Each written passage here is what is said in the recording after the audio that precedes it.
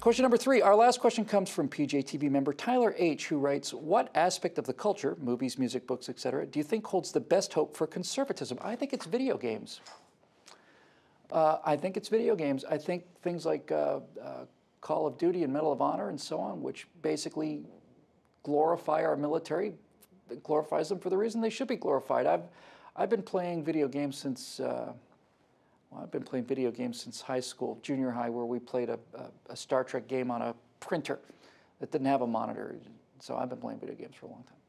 And these first-person shooters get better and better and better. And nowadays, you get into these first-person shooters, and it gives you a pretty immersive idea of what it is our guys actually have to go through, minus the actual terror and blood and all that other stuff. And the ability to respawn is a nice thing. I'm sure a lot of guys out in the field would like that respawn idea a lot. But many of these games really do show people just exactly how hard they've got it out there, and they tend to be conservative by nature, I would think. The storylines on video games are often pretty conservative, standing up to defend your civilization and this sort of thing.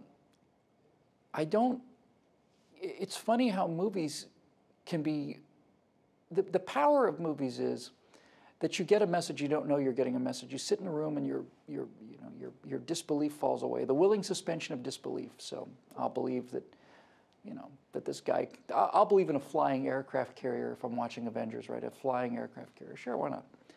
So if you lower your suspension of disbelief, if you suspend your disbelief rather, and you're ready to sit in a movie theater and say, yeah, okay, sure, it's a flying aircraft carrier.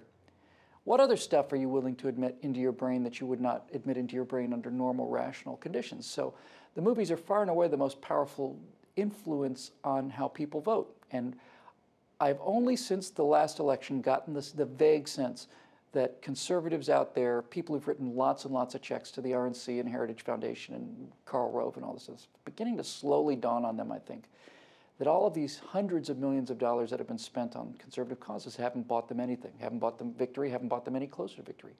That fight is in the culture, and that's where that fight's going to have to go.